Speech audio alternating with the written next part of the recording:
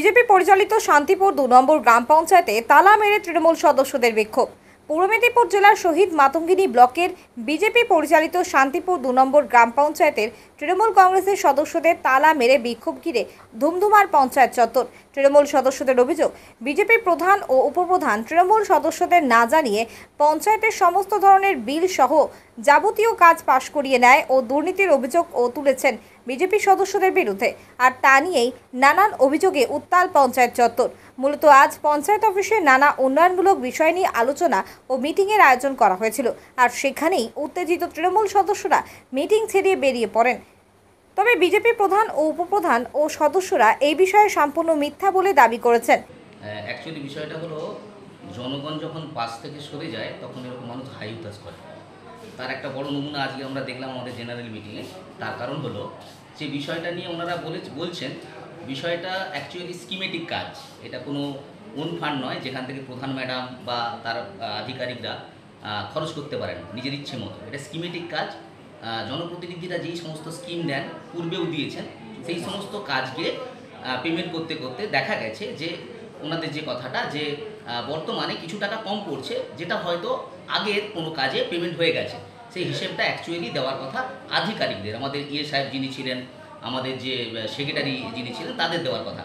এনার এই হিসেবটা আধিকারিকরা দেবেন। এই কারণেই আমরাও যখন হিসেবটা পাইনি, আমরা বিডিও সাহেবকে জানিয়েছি, ডিএমকে জানিয়েছি এবং এসডিওকে জানিয়েছিলাম।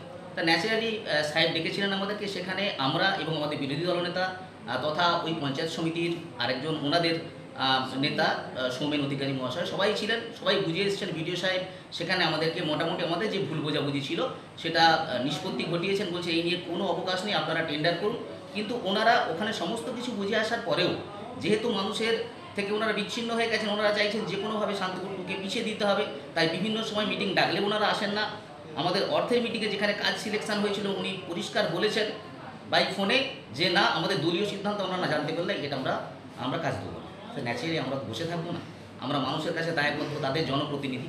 ন্যাচারালি আমরা ওনাদের জন্য এখনও বেশ কিছু টাকা ফেলিয়ে রেখেছি যাতে ওনারাও কিছু কাজ এখানে ইনক্লুড করতে পারেন। আমরা এমন করে নিই যে সমস্ত কাজকে পাস করিয়ে নিয়েছি। আমরা যেটা মনে করেছি আশু প্রয়োজন, যে বুথগুলোতে অবস্থা বর্ষা এসে যাচ্ছে, যে কাজগুলো না করলে নয়, সেগুলো আমরা স্কিমের মধ্যে আজকে পাস করিয়েছি। আমাদের সবার সম্মতিতে আমাদের ইচ্ছে ছিল, কিন্তু ওনারা চিৎকার চেঁচামেচি করে বেরিয়ে গেছে, ওটা ওদের ব্যাপার। আমরা আমাদের সবাই সদস্যদের সহমতের ভিত্তিতে পাস করিয়েছি।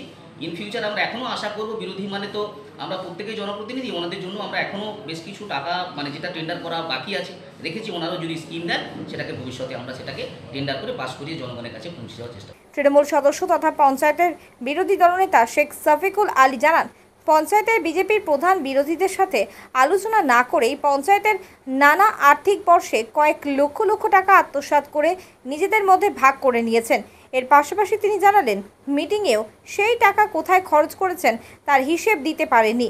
2 নম্বর অঞ্চলে শেখ শফিকুল আলী বলছি, শান্তিপুর 2 নম্বর অঞ্চলে আনটাইডের টাকা 24-25 বর্ষের দুটো টার্মে 28,90,000 টাকা ঢুকেছিল। সেই টাকা মাত্র 16,60,000 টাকার কাজ হয়েছে। বাকি টাকা প্রধান মহাশয় কোনো হিসাব বা কোথায় কোন ফান্ডে কি কাজ হয়েছে তার কোনো হিসাব আজ জেনারেল মিটিংয়ে আমরা তুলেছিলাম, তার কোনো হিসাব দিতে পারে না। কিন্তু উনারা ক্ষমতায় নেই। 23-24-25-এ যে 3 লাখ টাকা ছিল সেটাকে উনারা নিজেরাই ভাগ বাঁটা করে নিজেরাই কাজ দিয়েছে, স্কিম দিয়েছে। আবার 25-26-এ যে নতুন স্কিম বিরোধীদের সঙ্গে কোনো আলোচনা না করে তারা তাদের ক্ষমতায় আনে নিজেরা সেই স্কিমগুলো দিয়েছে এবং দিতে চাচ্ছে। সেটা আমরা প্রতিবাদ করে আজকে জেনারেল মিটিং থাকতে আমরা বেরিয়ে এসেছি। এর তীব্র প্রতিবাদ এবং ধিক্কার জানাচ্ছি। আমরা চাই 2024-25 বর্ষে 9 লক্ষ টাকা কোথায় গেল, প্রধান ম্যাডামকে তার জবাব দিতে হবে। যেটা গত 4টে প্রিভিয়াস জেনারেল মিটিং থাকতে আমরা প্রতিবাদ করে আসছি যে ওই টাকাটা কোথায় গেল, আজ দেবো কাল দেবো হিসাব দেবো বলে আজ পর্যন্ত সেই হিসাব উনারা দিতে পারেনি। তবে এই প্রসঙ্গ সম্পূর্ণ ভিত্তিহীন দাবি করে বিজেপির প্রধান পূর্ণিমা মণ্ডল জানান, তৃণমূল এর সদস্যরা সব জেনে বুঝে ইচ্ছাকৃতভাবে এই অভিযোগ করেন। তারা সমস্ত হিসেব পরিষ্কার হওয়ার পরেও অভিযোগ করছেন। তবে তাদের সমস্ত বিষয় না জানানো প্রসঙ্গে প্রধান জানান, সম্পূর্ণ মিথ্যা। ওনাদের বারবার আমন্ত্রণ জানিয়েও ওনারা উপস্থিত হননি।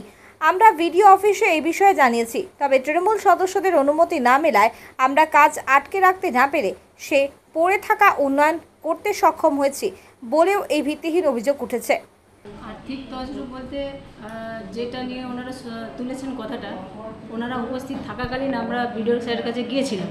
তো ওনারা উপস্থিত ছিলেন, দুপক্ষ থেকেই আমরা ছিলাম। ওনারাও রীতিমতো বুঝে আসছেন।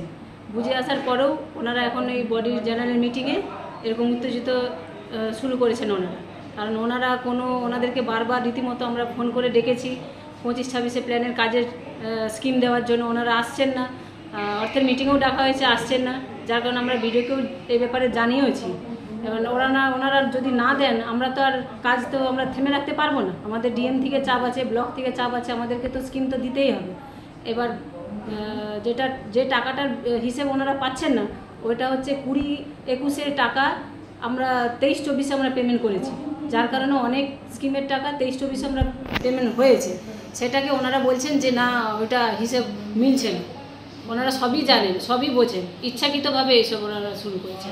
জাহাঙ্গীর বাদশা রিপোর্ট, জেবি লাইভ নিউজ।